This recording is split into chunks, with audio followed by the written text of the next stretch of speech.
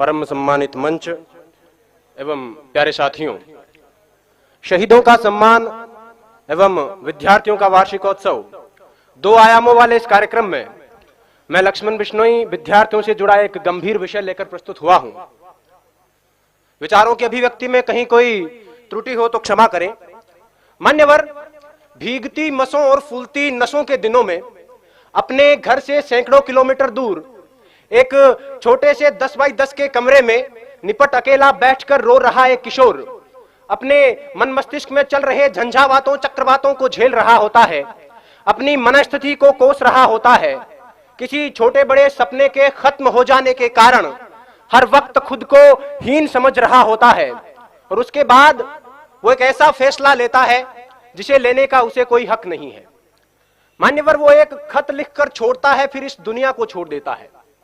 वो अपने आखिरी खत में लिखता है कि मेरे पास दूसरा कोई विकल्प नहीं बचा था, यही एकमात्र समाधान है, मैं आत्महत्या कर रहा हूं, मुझे माफ करना। और यह कहकर वो मर जाता है।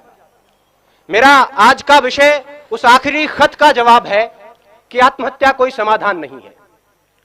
मान्यवर, सोचिए, जरा सोचिए, किसी कमरे में एक पंखे से एक रस्सी बंधी हुई है, उस पर एक लड़का लटक रहा है, उसके निर्जीव शरीर के निर्बल और शक्तिहीन हाथ पैर हवा में झूल रहे हैं, आंखें फटी हुई है, गर्दन की नसें टूट चुकी है और गालों पर आंसू की कुछ बूंदें सूख कर जमी हुई है। मान्यवर, वो लड़का एक बार के लिए तो मर गया, लेकिन उसकी फटी हुई आंखें उसकी मां का फटा हुआ कलेजा बनकर जिंदा रहेंगी।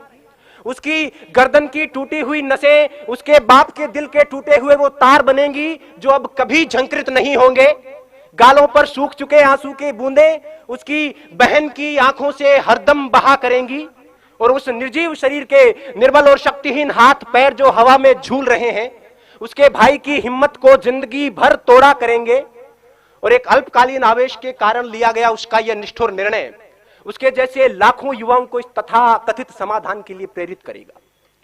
मान्यवर, यह कैसा हल है? यह कैसा हल है जिसमें अपनों का बर्बाद होता हुआ कल है। खुदकुशी करने वाला इंसान खुद तो एक बार मर जाता है, लेकिन उसके यार दोस्त, उसके घर परिवार के लोग, उसके रिश्ते नाते के लोग बार बार मरा करते हैं। वो हर वक्त खुद को अपराधी समझते हैं और इस संतरास के कारण वो जीते जी मरे हुए के समान होते हैं। मान्यवर, मुझे यह विषय इसलिए उठाना पड़ा क्योंकि पिछले 2 साल में भारत में 4000, राजस्थान में 150, इस शहर में 9 और यहां तक कि इस महाविद्यालय में 5 विद्यार्थी खुदकुशी कर चुके हैं, जिनमें से 3 मेरे अजीज मित्रों में शामिल थे। और इनमें से लगभग 80% आत्महत्याएं छोटी मोटी अकादमिक विफलता के कारण किया गया आत्मघात थी।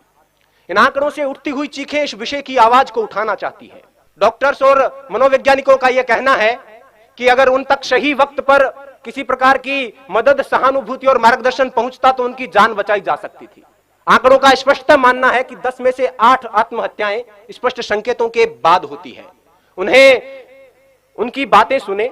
हमारे आसपास में हमारा यह नैतिक दायित्व बनता है कि जो हमारे आसपास में मानसिक तनाव से, मानसिक दबाव से ग्रसित लोग हैं, उनकी बातें सुने, उन पर विश्वास जताएं, उनकी हिम्मत बढ़ाएं।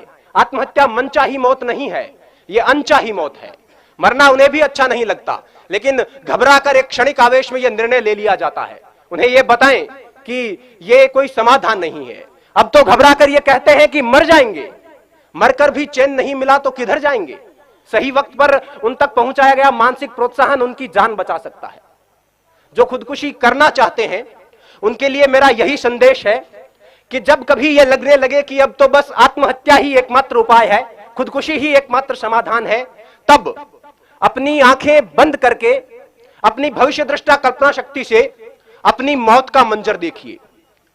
अगर सफेद कफन ओढ़कर जमीन पर पड़ी अपनी लाश के पास शुद्ध बुद्ध खोकर बेहोश हो चुके अपने मां बाप, रोती कलपती बहनें और दहाड़े मारकर चीखता भाई नजर आ जाता है तो उनके होठों के तबस्सुम को अपने जीने का बहाना बना लेना।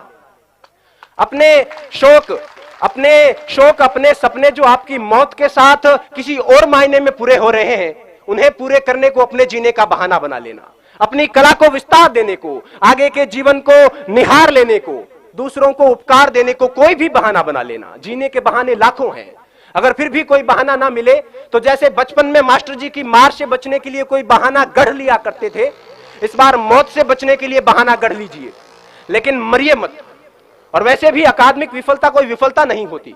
विश्व नायक माने जाने वाले लोग कभी अपने अकादमिक क्षेत्र में सफल नहीं हो पाए थे। जिंदगी यहीं तक नहीं है, सफलता का पैमाना सिर्फ यही नहीं है। Mahatma Gandhi, Gurudev Rabindranath Tagore, Thomas Alva Edison, Newton, Steven Spielberg, Mark Zuckerberg, Sachin Tendulkar, Bill Gates अपनी स्कूल कॉलेज की परीक्षाओं में कभी सफल नहीं रहे थे, लेकिन जीवन में अपने अपने क्षेत्र में उत्कर्ष तक पहुंचे, पराकाष्ठाओं तक पहुंचे। अतः छोटी मोटी विफलताओं को दिल से ना लगाएं, छोटे मोटे सपनों के पीछे जीवन बर्बाद न करें। गोपाल दास नीरज जी की पंक्तियां हैं कि छिप छिप अश्रु बहाने वालों, छिप छिप अश्रु बहाने वालों, मोती व्यर्थ लुटाने वालों, कुछ सपनों के मर जाने से जीवन नहीं मरा करता है। सपना क्या है?